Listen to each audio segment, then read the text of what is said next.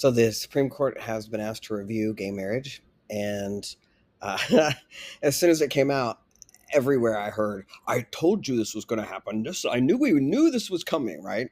And that always, oh, it makes me crazy, and kind of sometimes I chuckle because I know that what we focus on always gets bigger, and that the level of resistance that y'all keep putting up against the regime, against everything, is what keeps it persisting. What you resist persists.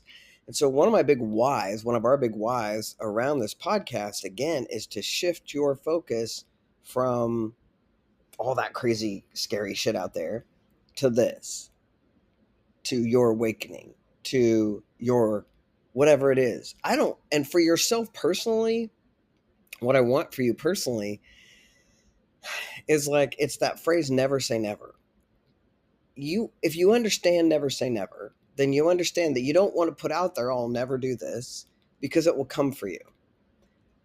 For myself, for example, I said I would never have kids after 40. My parents were 46 and 51 when they had me. Long story, but I just said I'd never have kids after 40. Guess what? My kids were born when I was 44.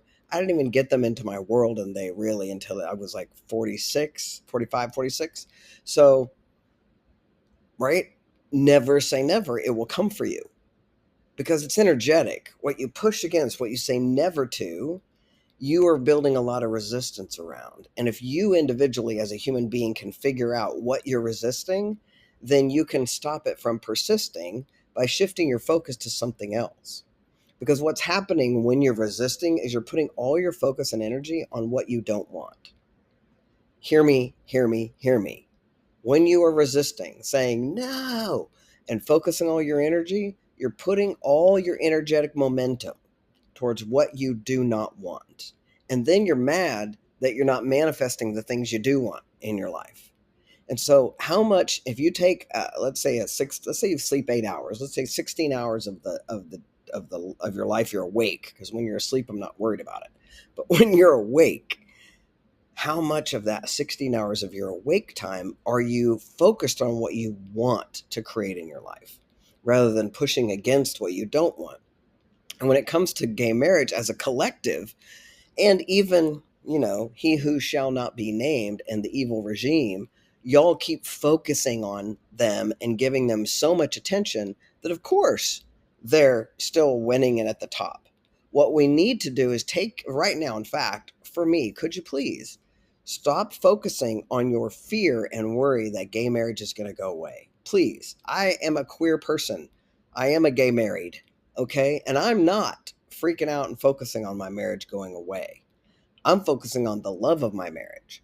What I want you to do is focus on the love of my marriage. Focus on some queer person that you know who has a loving, awesome relationship, and focus on that and the gratitude you have for that. Because that, in and of itself, if we focus on that love, I promise you, will 10x the energy of the evil empire over there trying to take away my marriage. So please stop dooming my marriage, right? The more you focus on these things, the more, right, they come at you. And so I know it's hard because the word of the day is resist. I don't want you to resist. I want you to get in action toward what you want. Allow all of those things, but stop the resist, because what you resist persists and comes at you stronger. And right now, my marriage is on the chopping block. So please stop focusing on the fear and worry about my marriage. Even if my marriage goes away, guess what? Those of us who are old queers, we've been through this shit. We never thought we could get married in the first place. We'll be okay.